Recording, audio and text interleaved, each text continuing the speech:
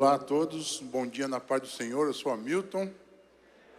Muito lindo ver a Igreja de Jesus reunida domingo de manhã, após uma festa de celebração do Papoco, não foi não ontem? Eu dancei muito aqui ontem, viu? Legal, a Igreja de Jesus, na verdade o Arraiá, a festa dos GRs, né? Os GRs se reuniram, convidaram, trouxeram gente, foi muito lindo. E o GR é esse lugar onde a gente é amado, a gente cuida, é cuidado. Eu tive uma experiência essa semana de celebrar a Deus o poder de transformação que existe no grupo de relacionamento. Um casal amado dessa igreja, né?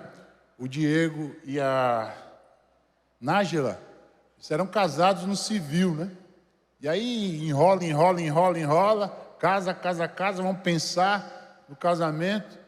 Aí Deus falou com a irmã Nájila na segunda-feira que era tempo de casar. Precisavam receber as bênçãos de Deus na família.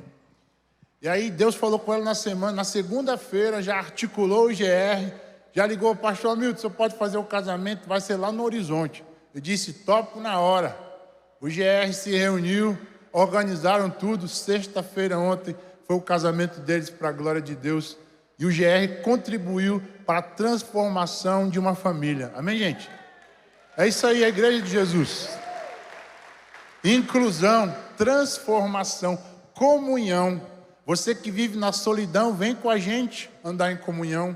Espaço Conexão no final lá, se você ainda não participa do grupo de relacionamento, você vai conseguir um para você entrar essa semana mais perto da sua casa. Amém, gente? Rola casamento. Ontem aqui rolou um casamento aqui no Arraiá também, viu? Vocês viram a noiva aí? Foi lindo. Alegria de Deus entre nós, transformação. Eu queria dar aqui uma indicação, uma recomendação pastoral aos pais. Começamos as férias hoje, né? Papai e mamãe vão ter seus filhinhos 24 horas em casa. E a recomendação é, não dê telas às suas crianças. Amém, gente? É muito fácil, a tela na mão, anestesia o menino, mas impede o menino de pensar, de agir, de correr. Então eu sugiro que você leve ele para a praia, né? Vai brincar na areia. Se você mora no condomínio, desce com ele, vai brincar nos brinquedos, porque é isso que eu faço com a minha filha. Tela não pode, gente. Nós temos falado isso incansavelmente nessa comunidade. Os seus filhos precisam de vocês. E esse tempo agora é tempo de ministrar, de ensinar a palavra de Deus, de viver com eles esse tempo. Não é fácil, né? Eles têm mais energia do que a gente, né? A gente cansa, né? Mas é investimento na vida deles para a glória de Deus. Amém? Vamos passar a palavra de Deus. Eu gostaria de ler com vocês o Salmo 139. Os últimos 2 versos nós cantamos aqui, né? Salmo 139, versos 23 e 24. Deve aparecer na tela aí para vocês. Salmos 139, versos 23 e 24. O texto diz assim: Deus examina-me e conhece o meu coração. Prova-me e conhece os meus pensamentos. Vê se há em mim algum pecado. Deus falando conosco hoje pela manhã. E guia-me pelo caminho eterno. Oremos. Pai de nosso Senhor Jesus, a tua igreja se reúne hoje pela manhã para celebrar a vida, para celebrar Jesus, o poder de Deus liberado através dos grupos de relacionamento, tua palavra, tua presença entre nós. E nós queremos te pedir que o Senhor fale conosco hoje sobre a consciência da tua presença em nossas vidas.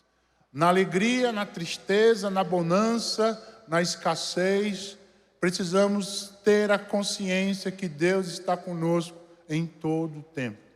Fala conosco, é que eu te peço, em nome de Jesus. Meus amados irmãos, nós vivemos num mundo marcado pelo desejo desenfreado e pela crise dos sentidos. Os nossos sentidos foram embotados pela queda. E nós somos seres de desejo. Como disse São Bernardo de Claravaux, ele era um místico do século XI, século XII. Veja o que ele diz. Deus te fez um ser de desejo e o teu desejo é o próprio Deus. Deus nos criou para desejar a Ele mesmo. Ele criou em nós o desejo de desejar a sua presença, a sua palavra, a comunhão com Ele. Sendo assim, Ele nos fez com capacidades de querer, de almejar, de procurar algo que nos traga satisfação. Porém, a queda trouxe o descompasso. O nosso desejo hoje está deturpado. Nós desejamos aquilo que Deus não deseja. Os 5 sentidos, então, são veículos da comunicação entre nós e o fruto do nosso desejo. Veja o texto de Gênesis capítulo 3. Nós percebemos que os 5 sentidos foram tocados no momento da queda humana. Veja capítulo 3, verso 1 de Gênesis, diz assim: a cobra ou a serpente era o animal mais esperto que o Senhor havia feito. E ela perguntou à mulher, ela ouviu, a audição foi tocada. É verdade que Deus mandou que vocês não comessem as frutas de nenhuma árvore do jardim? A audição da mulher é tocada com uma dúvida sobre a palavra de Deus, assim como o inimigo faz com a gente. Será que vale a pena você andar com Deus? Será que vale a pena você viver grupo de relacionamento? Os verso 6. A mulher viu que a árvore era bonita e que as suas frutas eram boas de se comer. A visão e o paladar e automaticamente o olfato. Ela viu que o fruto era bom, comeu e sentiu o cheiro. E ela pensou como seria bom ter entendimento. Aí ela apanhou a fruta, o tato, e comeu. E deu ao seu marido e ele também comeu. A queda humana é uma desconfiguração dos nossos 5 sentidos. Todos os 5 sentidos estão deturpados. E por isso nós vivemos uma crise de sentidos que traz como resultado a deturpação da satisfação do prazer humano em contraposição ao propósito de Deus. Não é pecado o sexo. Foi Deus que criou para o casamento. O pecado é a prostituição, é a lascívia, é o adultério. Todos os desejos que nós temos, nós podemos satisfazê-lo ao modo de Deus. Amém, irmãos? Mas veja que essa sociedade pós-moderna tem algumas inclinações e deturpações de cada um dos sentidos. Veja, na audição, a necessidade de ouvir coisas que afagam o seu ego. Você gosta de ouvir aquilo que você quer ouvir. Quando você é confrontado por alguém, esse cara está errado, né? Mas veja o que diz o texto de 2 Timóteo 4, 2-4. Paulo dizendo a Timóteo: pregue a palavra, esteja preparado a tempo e fora de tempo. Repreenda, corrija, exorte com toda paciência e doutrina. Pois virá tempo, olha o texto, em que não suportarão a sã doutrina, ao contrário, sentindo coceira nos ouvidos, juntarão mestres para si mesmos, segundo os seus próprios desejos.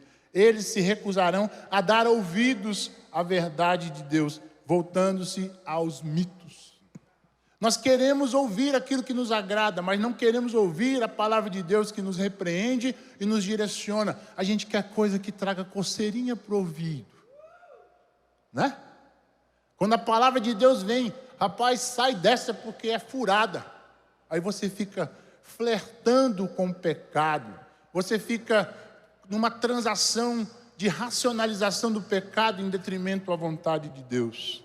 Nossa audição está deturpada. A visão, a cegueira espiritual de uma agenda anti-Deus. Paulo diz isso em 2 Coríntios 4:4. O Deus dessa era fez o que, gente? Cegou o entendimento dos descrentes, para que não vejam a luz do Evangelho da glória de Cristo, que é a imagem de Deus. É uma agenda anti-Deus, é uma cegueira espiritual que os homens foram assim feitos pelo inimigo de Deus. Nós não conseguimos enxergar a vontade de Deus, estamos cegos espiritualmente. E até o crente em Cristo, muitas vezes, quando começa a flertar com o erro, com o pecado, a sua visão vai ficando turva, meu irmão. Eu te convido hoje pela manhã abrir o seu coração e limpar a sua visão pelo poder que há na palavra de Deus. A palavra de Deus limpa. É o para-brisa sendo limpo hoje. O nosso paladar, a geração da fala destrutiva nas relações interpessoais. Para além da nossa alimentação, né? Que a gente está aí sendo bombardeado pelas comidas do fast food, né? O mercado, as comidas prontas e cada vez mais os enlatados, os artificiais. Nós acostumamos com a gordura, com açúcar, né, pastor Mano? Misericórdia, né?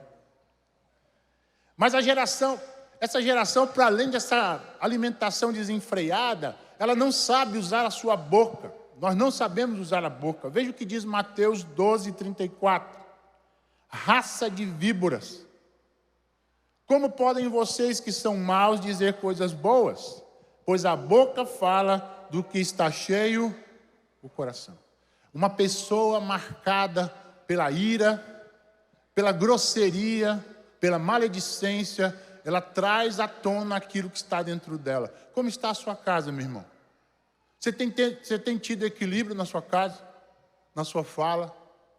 Sua mulher chega perto de você e você já explode. Ela não falou nada, ela ia falar alguma coisa, você nem deixou. Porque você está à flor da pele. E possivelmente, ao longo da semana, você não tem tido consciência da presença de Deus. De que Deus está com você em todo o tempo, inclusive lá na sua casa, quando o caos começa a ser instalado.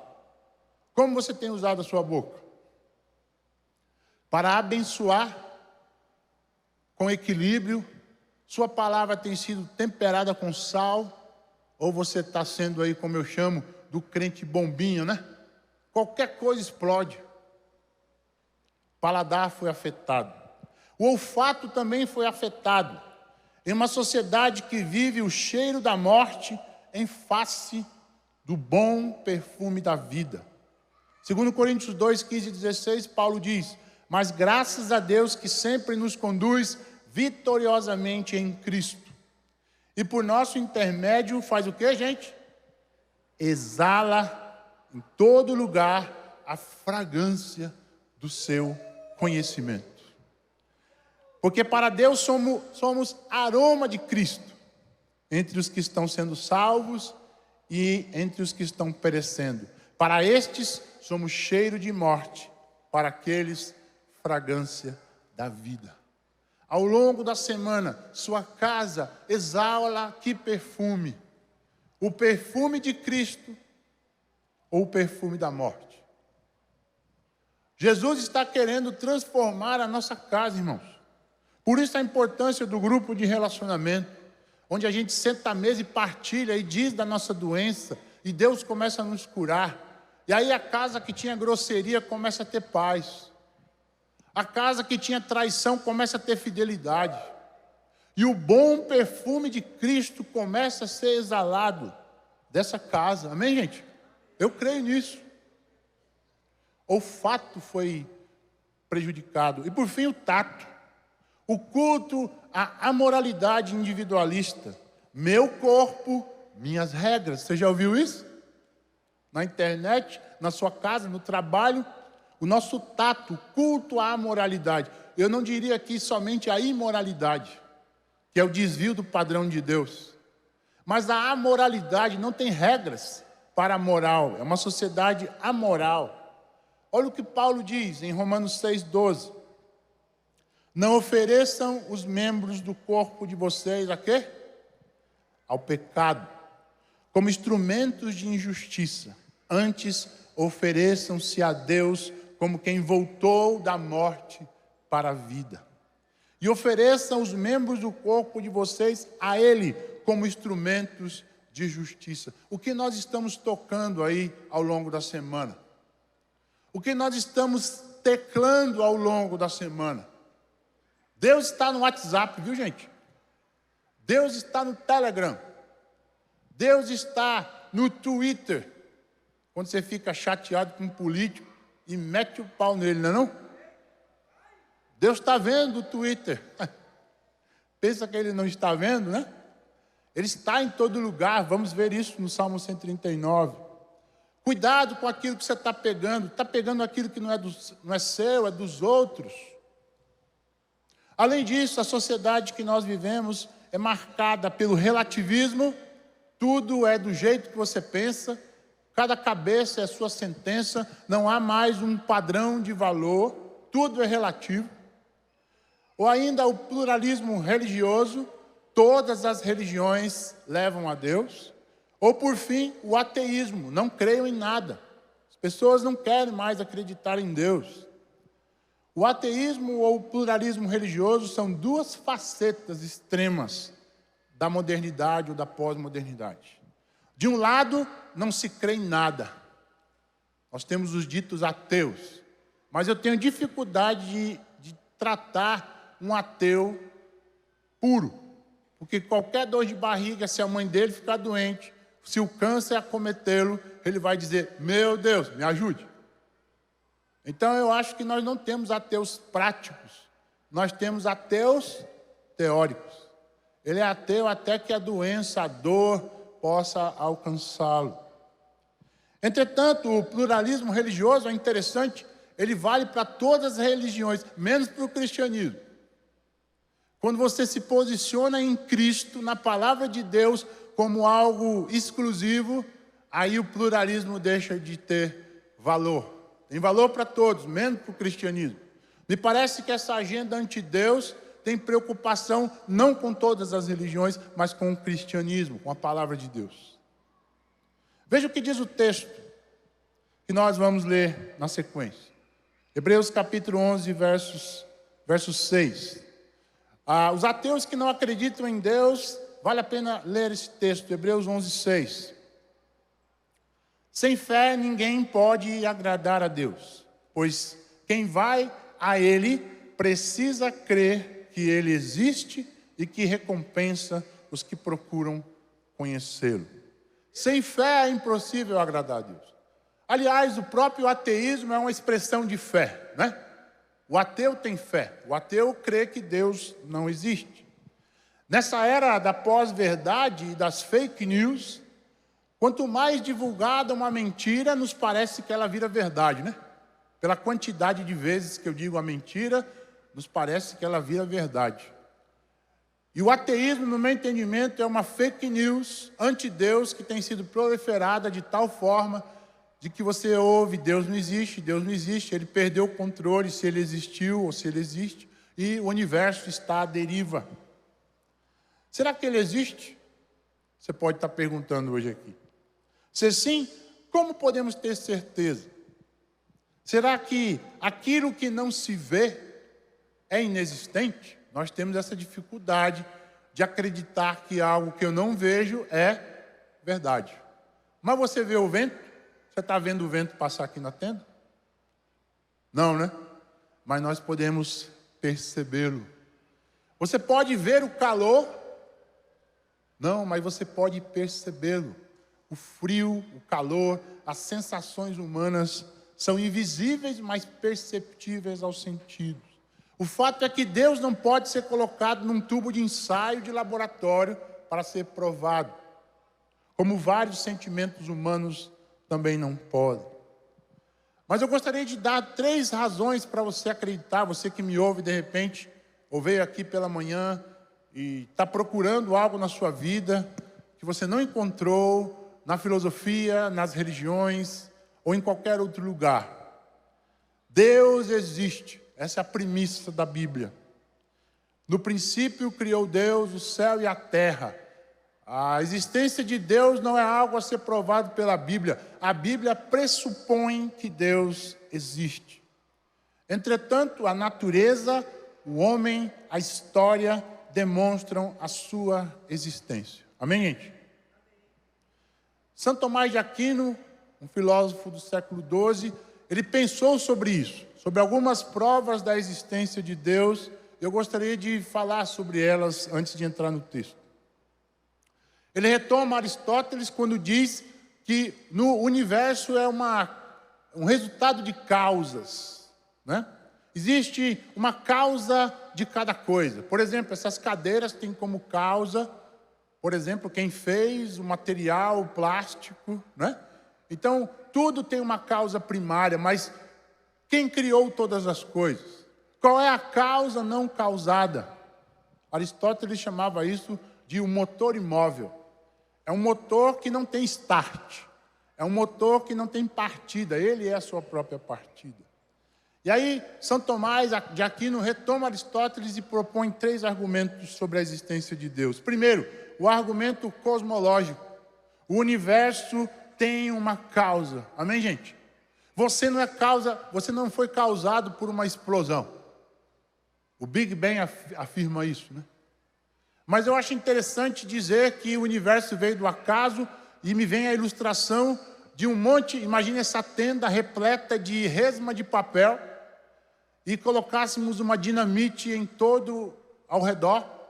E quando a gente explodisse e dinamitasse, surgisse aqui uma biblioteca com livros organizados. Isso é a ilustração do acaso. Não é possível um universo tão ordenado a partir do acaso. O argumento antropológico, o homem como imagem de Deus e a crença universal. Em todos os lugares do universo existe um senso de verdade, um senso de erro e acerto. O homem é a expressão da imagem de Deus. E além de mais, o argumento teleológico, tudo tem um propósito no universo. Nada se perde, tudo se transforma, diz Lavoisier. Amém, gente? O Deus que nós servimos é o Deus que deu start a tudo. E você está aqui hoje como fruto dessa graça, dessa história que começa na eternidade e vai voltar à eternidade. Podemos vê-lo e tateá-lo na beleza estética da natureza criada. Romanos capítulo 1, versos 18 em diante. A natureza revela o Criador, os seus atributos e o seu eterno poder. Paulo diz em Atos capítulo 14, nele nos movemos e nele existimos. Ele criou as estações, ele promove para justos e injustos a colheita, o sol, a lua, o universo para todos nós, como grande planeta, como nossa grande casa. Sua palavra está nos dizendo hoje pela manhã, nossos ouvidos tocados agora. Você é meu filho amado, em quem eu me comprazo. Deixe de ouvir o mundo, as pessoas, ouça o que Deus tem a te dizer. Você é filho amado. Você não precisa fazer nem mais e nem menos para Deus te amar mais ou menos. Ele te ama do jeito que você é. Podemos sentir o cheiro e os sabores da vida cotidiana em todo tempo e lugar, porque Ele nos deu a graça, estamos vivos, com saúde. Ele nos trouxe aqui para perceber que a sua presença está em nossa vida, no leito de morte ou no berço do bebê que nasceu. Amém, gente? Na alegria, na tristeza, podemos perceber sua presença. E é sobre isso que vamos falar hoje aqui. A consciência da presença de Deus em tudo, em todos e em todo lugar. O texto que nós lemos é o final do Salmo 139. Depois de Davi pensar sobre a onisciência de Deus, Deus sabe tudo. A onipotência de Deus, Deus tudo pode. E a onipresença dele, ele está em todo lugar. Quando ele toma consciência desse Deus que o cerca, ele diz no versos 23. Ó Deus, já que tu me vês, me percebe, que sabe tudo de mim, sabe aquilo que eu falo, aquilo que eu penso, examina-me e conhece o meu coração. Prova-me e conhece os meus pensamentos. Vê se há em mim algum pecado e guia-me pelo caminho eterno. Diante desse Deus que tudo pode, tudo sabe, está em todo lugar, o Senhor quer fazer um scanner do nosso coração hoje pela manhã. Né? De repente você teve uma suspeita de câncer aí, de alguma doença, você vai fazer um exame, né? Que é um scanner do seu corpo, para ver se detecta algo que está, alguma célula que está em descompasso. É isso que Deus quer fazer hoje aqui. Porque de repente a gente passa uma semana avassaladora, né? De tanta coisa, acorda às 5 horas, vai dormir meia-noite, a vida passa por você, mas você não passa pela vida. Você não para pensar onde Deus estava querendo dizer algo para você. Você vive no cronos, no tempo relógio. Mas Deus está querendo nos mostrar que é possível viver o kairos de Deus, a sua presença que intervém em todo o tempo na nossa vida. Vamos ao texto, Salmo 139. É um texto de categoria literária chamada Salmos. Talvez são os textos mais lidos da Bíblia, né? Os textos mais lidos pela humanidade.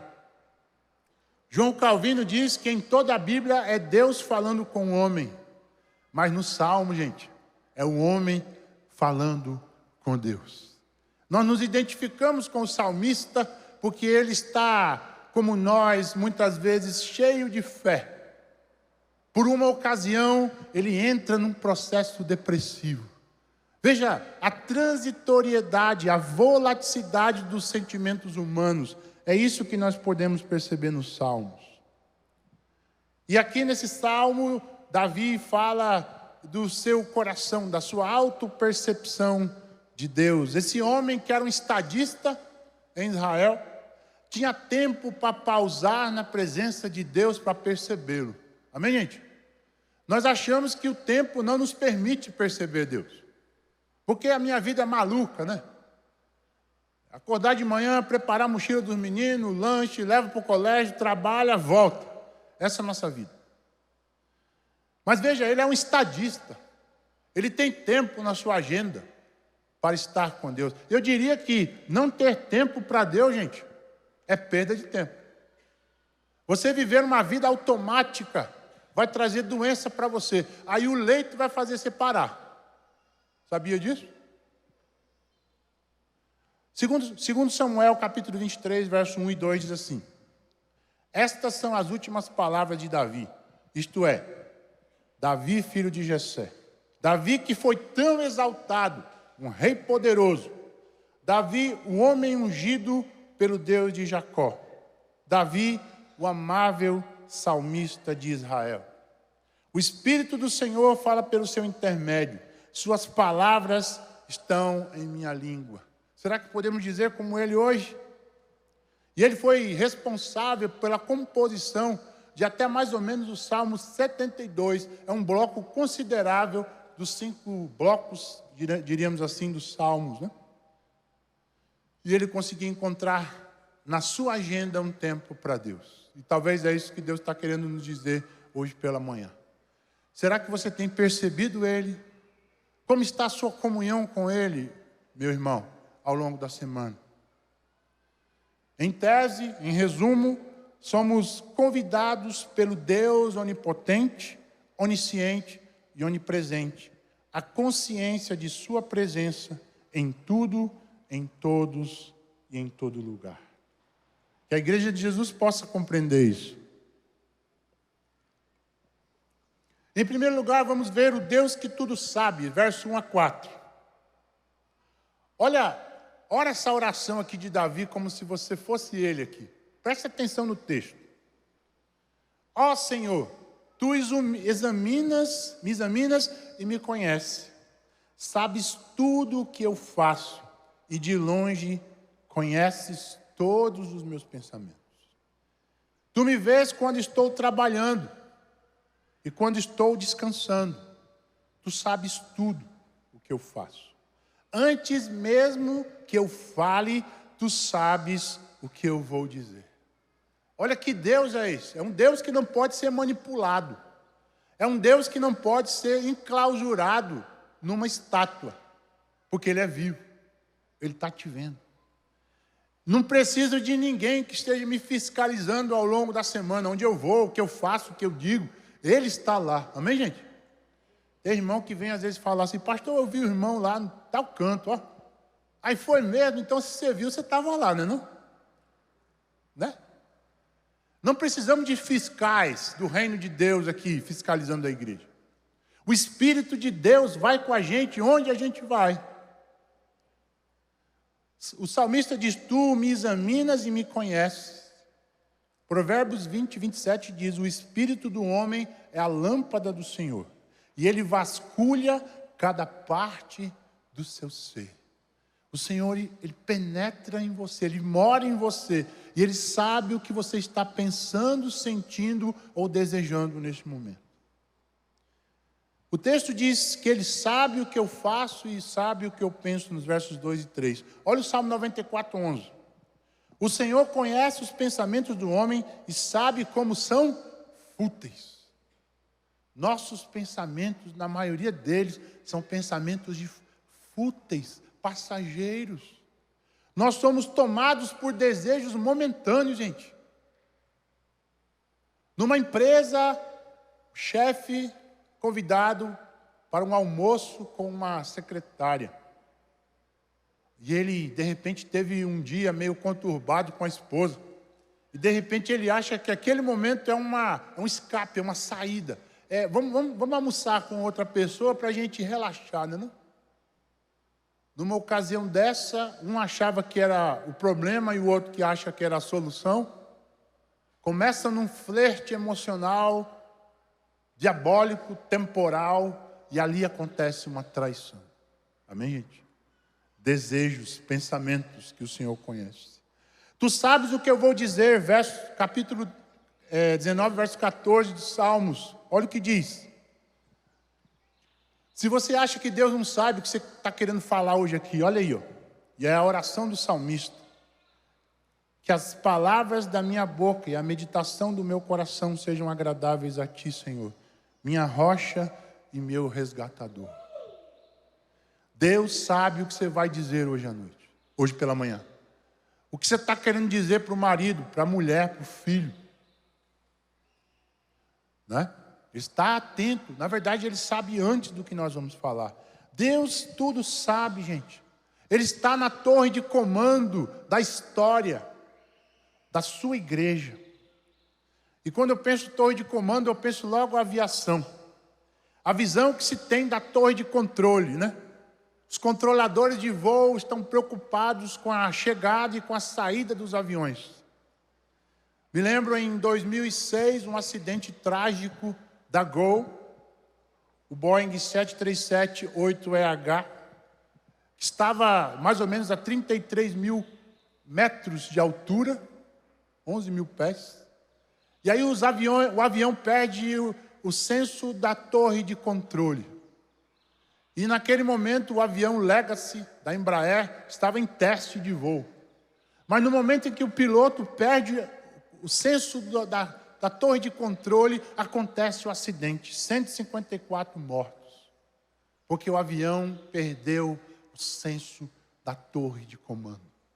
Os desastres da nossa vida vão acontecer quando a gente perde o senso da torre de comando, do Deus Criador do universo e da nossa vida, da sua vida. Como está a sua percepção do Deus que tudo sabe? É por isso que nós temos que constantemente, gente, lembrar daquela música do Kleber Lucas. Vocês cantam comigo? Deus cuida de mim, à sombra das tuas asas. Deus cuida de mim, eu amo a sua casa. E não ando sozinho, não estou sozinho, pois sei. Deus cuida de mim, Deus cuida de mim, à sombra das tuas asas. Deus cuida de mim, eu amo a sua casa. E não ando sozinho, não estou sozinho, pois sei. Deus cuida de mim. Se uma porta se fecha aqui, outras portas se abrem ali. Eu preciso aprender mais de Deus. Amém? Se uma porta se fecha aqui, outra se abre ali, porque Deus tudo sabe e Ele está na torre de controle da sua vida. Bem, gente? Quando Ele disser, glória a Deus, pode aplaudir o Senhor. Então não se desespere quando o caos vier. Não se desespere, Ele está no controle. Agora, o que Deus está mostrando para você que você está fazendo que não é legal, Ele está sabendo, viu? Que escolhas você está fazendo que estão em desacordo à vontade de Deus, Ele também sabe. Em que áreas da sua vida você está insistindo e forçando a barra e Deus está dizendo não. Ou que áreas da sua vida você está negligenciando e Ele está dizendo sim e você está dizendo não. E em que áreas da sua vida você está aperreado, você está ansioso, está desesperado para o negócio dar certo. E Ele está dizendo, espera, calma, só adora o meu nome, só fica na minha presença, fica tranquilo, porque eu estou na torre de controle. Amém, gente? A ansiedade vai embora quando o Espírito de Deus entra na minha vida e me traz aquela paz que excede a todo entendimento. Em segundo lugar, o Deus que tudo pode, versos 5 e 6. Olha só, gente, que Deus poderoso nós servimos. Verso 5. Estás em volta de mim, por todos os lados, e me proteges com o teu poder. Eu não consigo entender como tu me conheces tão bem. O teu conhecimento é profundo demais para mim. Ele nos cerca, Ele está conosco. Ele tudo pode, Ele nos protege. Mas muitas vezes nos sentimos incapazes de acreditar nisso. E eu diria que essa incapacidade tem a ver com o tamanho de nossa consciência dEle. Quanto mais consciência dEle, mais senso do seu poder. Quanto menos consciência dEle, menos senso do seu poder. O texto diz, me proteges com o teu poder, no verso 5. E olha o que diz o Salmo 33, 20. Nossa esperança está no Senhor. Ele é o nosso auxílio e a nossa proteção. Então não tenha medo, meu irmão. Enfrenta aí o inimigo de Deus. Enfrenta aí a luta que você está passando.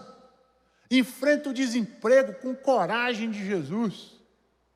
Esse negócio de crente assim meio, fraco, assim, cabisbaixo. Amém, vamos lá, vamos caminhar. Tem CR para você aqui. Tem grupo de relacionamento. Tem partilha aberta.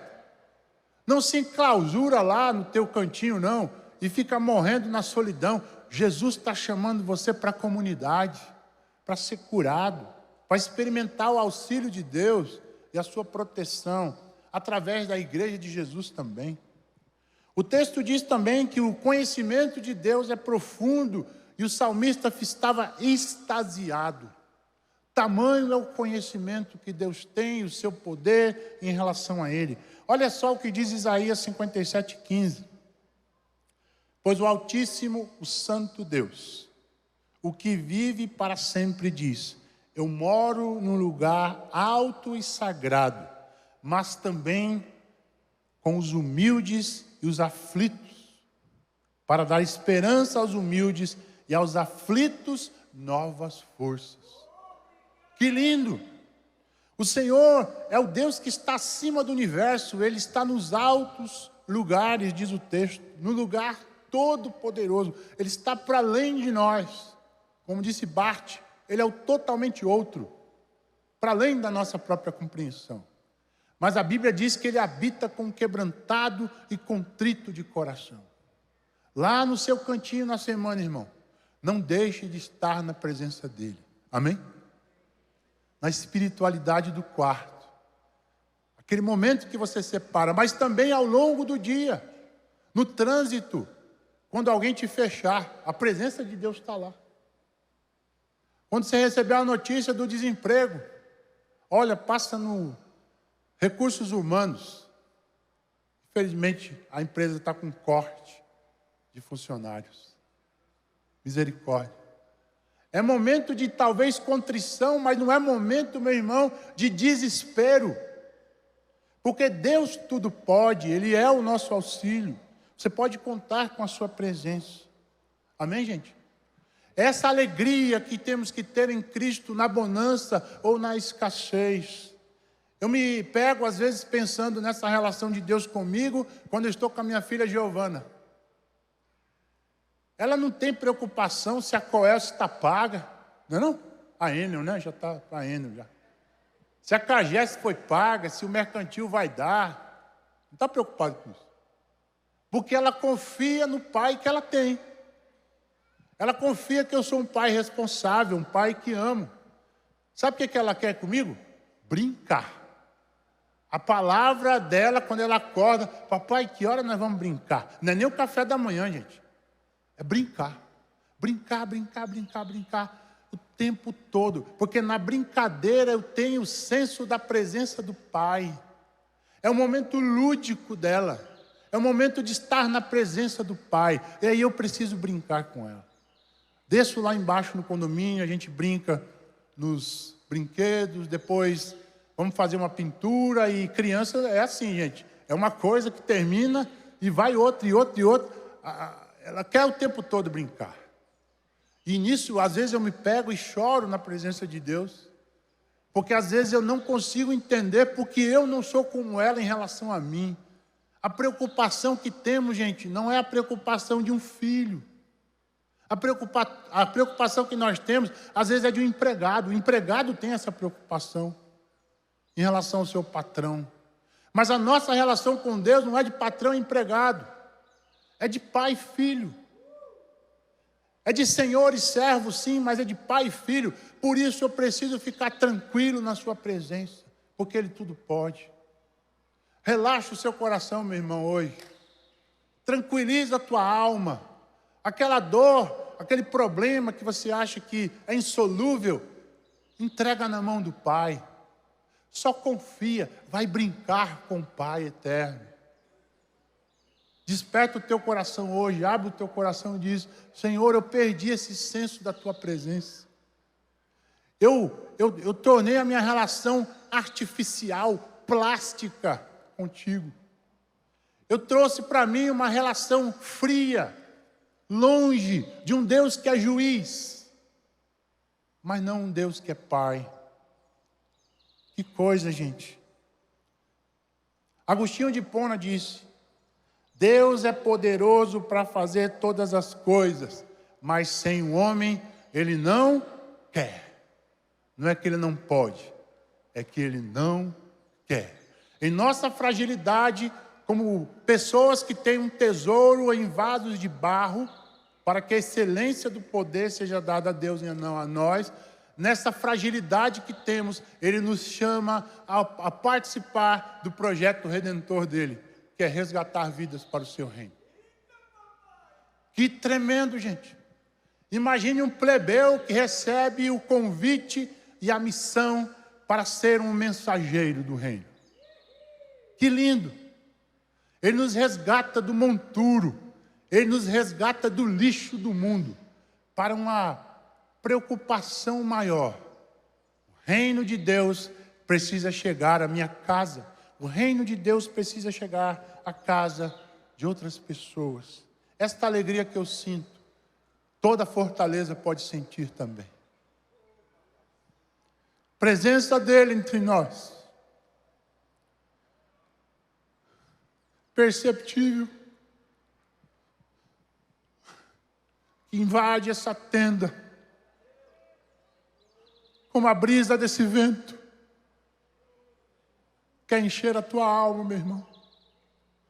Quer tirar todas as dores, limpar o teu coração. Algumas aplicações desse segundo bloco. O conhecimento de quem Deus é e do seu poder me fazem caminhar seguro neste mundo cheio de incertezas. A nossa maior certeza é a incerteza. Mas nas incertezas do mundo temos a certeza de Deus. Ele não nos abandonará. Ele está conosco, meu irmão. Então levanta a tua cabeça hoje aí. Para de, como diz o cearense, budejar da vida. Os budejadores do Velho Testamento não entraram na Terra Prometida, viu? Só 2 pessoas que celebraram a Deus. Foram crentes maravilhosos do Velho Testamento, que pela sua perseverança tiveram coragem de vencer as lutas.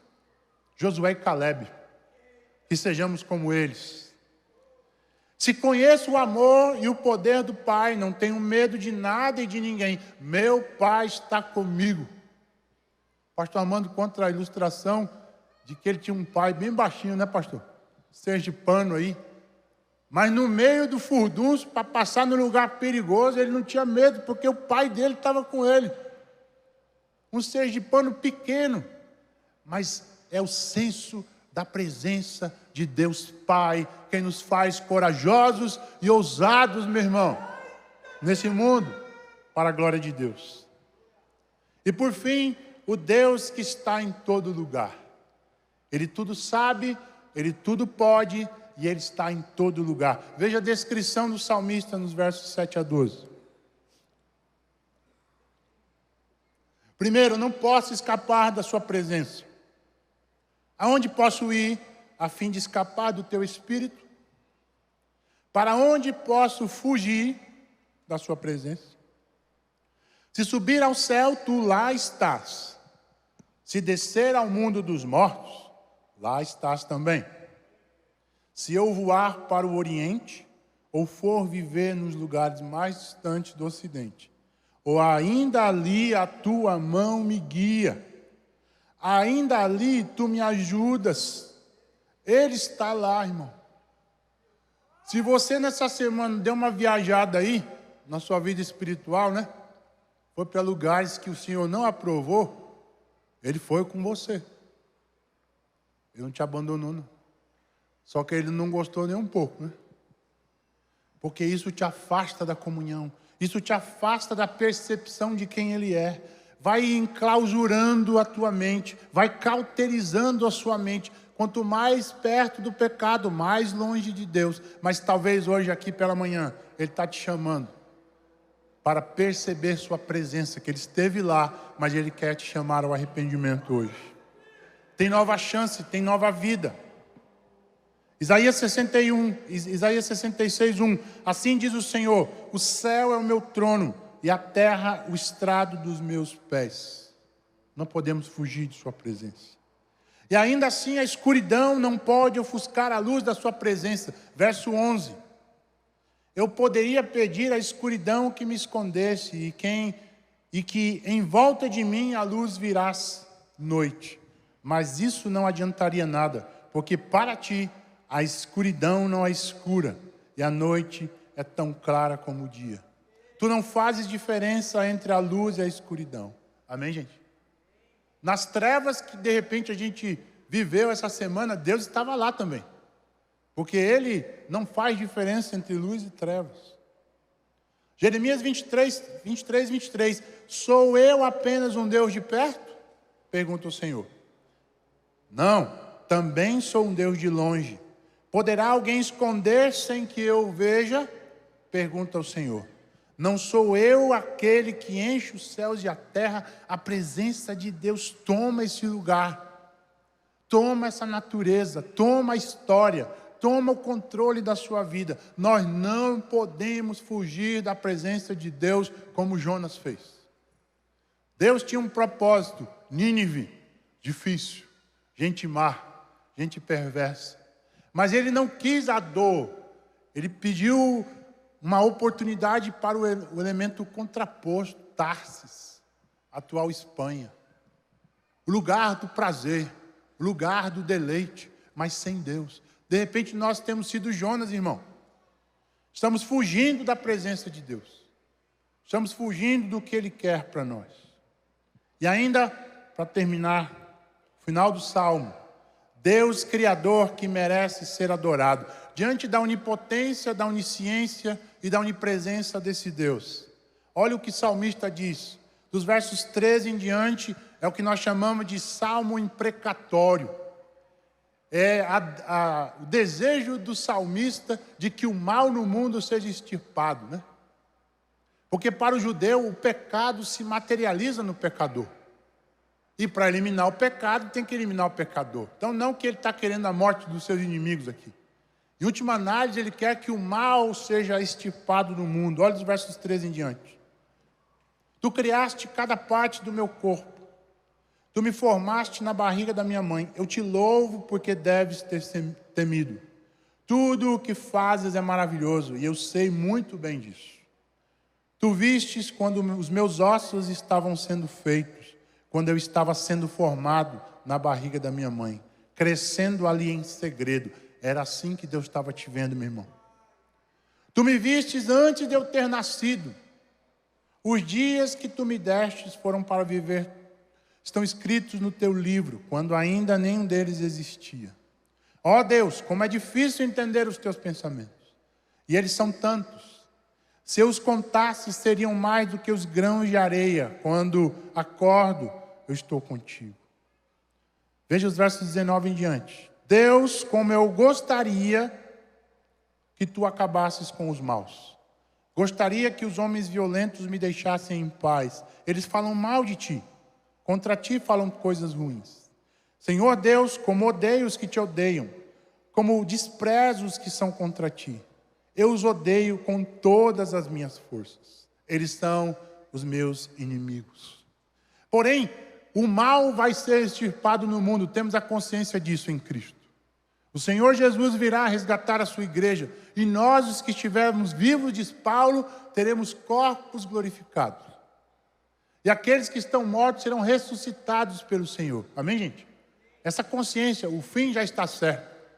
Os reinos da terra um dia serão do nosso Cristo. Mas até lá, tenhamos a consciência que nós, como Davi, não somos fruto do acaso.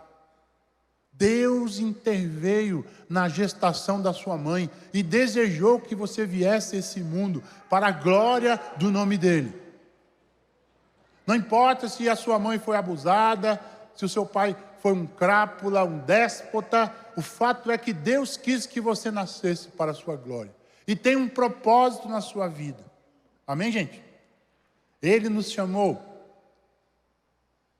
O texto, então, ao final dos versos 23 e 24, diz o seguinte: diante desse Deus maravilhoso, que me criou, que criou o universo, as minhas palavras não podem ser outras a não ser de Davi. Deus, examina-me e conhece o meu coração. A banda pode subir. Prova-me e conhece os meus pensamentos. Vê se há em mim algum pecado e guia-me pelo caminho eterno. Que seja a nossa oração hoje, meu irmão. Que você saia daqui hoje impactado por essa presença. E você seja desafiado a ter a consciência de que Ele está com você ao sair daqui e durante toda a semana. Ele é onipotente, Ele tudo pode, creia nisso. Ele é onisciente, Ele tudo sabe, Ele vai permitir sobre a sua vida apenas aquilo que você pode suportar. 1 Coríntios 10, 13. Não vem sobre nós nenhuma dor que nós não podemos suportar. E essa dor que vier, saiba que Deus não vai desperdiçar. Como disse o fundador do Celebrando da Restauração, Deus não desperdiça nenhuma dor. E por fim, Ele é onipresente, Ele está em todo lugar. Que você tenha consciência disso. Nós vamos cantar mais uma música. A música do Salmo 139. Em coração contrito aí. Deixa Deus falar com você. Para que a gente possa, junto com Ele, ter essa consciência de que Ele está conosco em todo o tempo. Vamos cantar.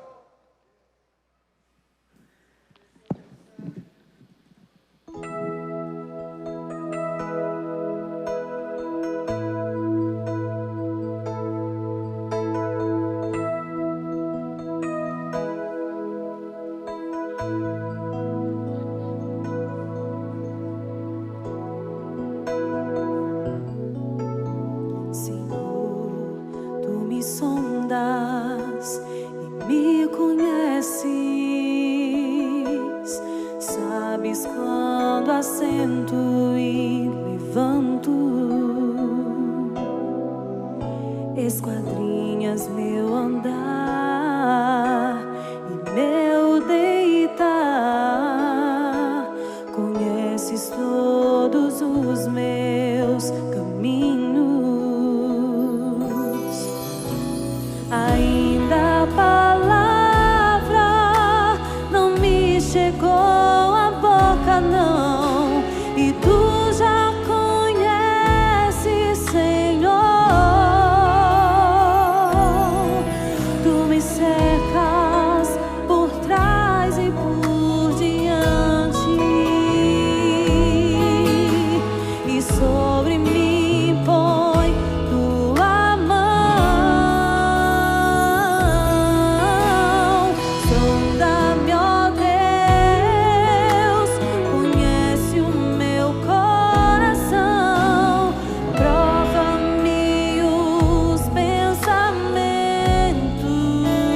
Fale com o Senhor.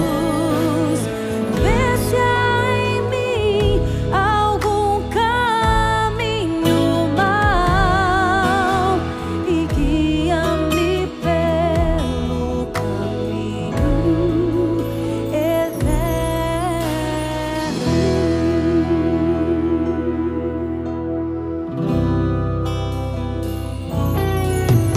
Senhor, tu me sondas, me conheces, sabes quando assento e levanto, esquadrinhas meu andar, meu deitar, conheces todos os meus caminhos. Ainda a palavra não me chegou à boca, não, e tu já conheces, Senhor. Tu me cercas por trás e por diante, e sobre mim põe tua mão. Sonda-me, ó Deus, conhece o meu coração, prova-me os pensamentos,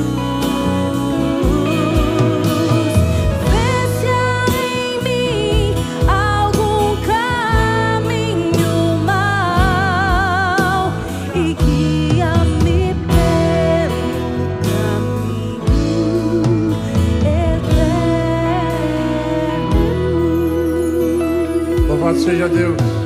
E guia-me pelo caminho eterno.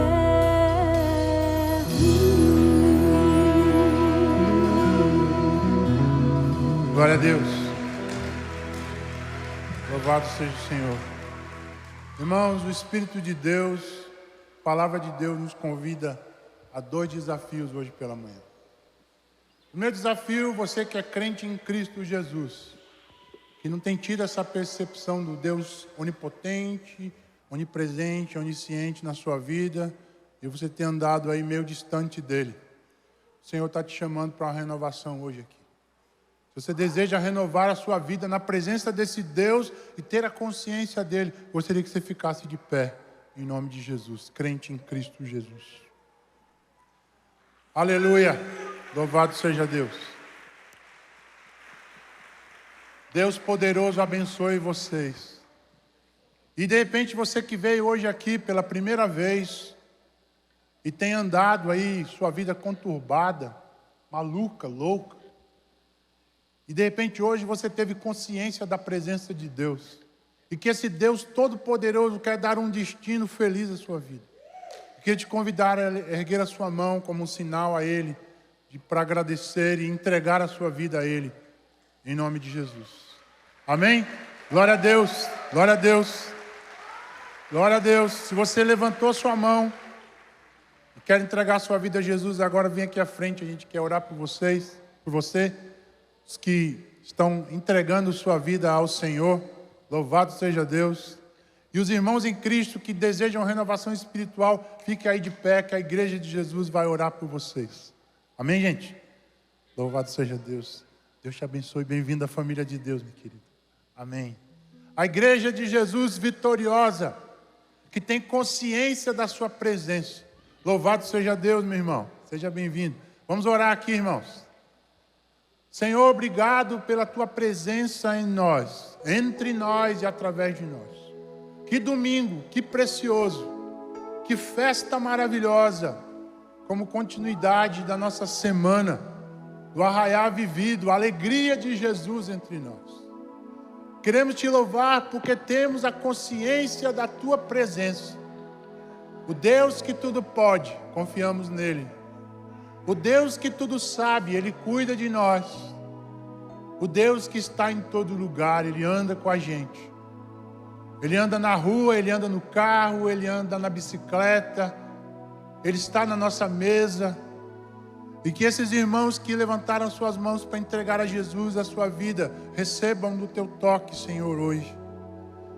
A presença de Deus está neles e o Espírito de Deus os batiza em nome do Pai, do Filho e do próprio Espírito, Senhor. A presença de Deus os acompanhe e a igreja de Jesus recebe eles como membro do teu corpo. Aleluia. E aqueles irmãos em Cristo que estão de repente numa caminhada um pouco distante do Senhor, o Deus que tudo vê possa acompanhá-los. Deus que tudo pode, dê forças para sair desse fosso do pecado, quem sabe. E o Deus que tudo sabe, Deus que está em todo lugar, Jeová Chamar, nos convide a andar na sua presença, andar na luz de Jesus. Que o teu Espírito e a tua palavra possam levá-los a essa caminhada em Cristo Jesus. E assim a igreja de Jesus sai vitoriosa, louvando o teu nome, porque como nós dissemos aqui, o melhor de Deus está por vir sobre essa comunidade. Teu Espírito nos guie nessa semana, tua palavra esteja na boca e no coração, e os grupos de relacionamento possam viver a igreja de Jesus de casa em casa, para a glória de Deus. Amém. Louvado seja o Senhor.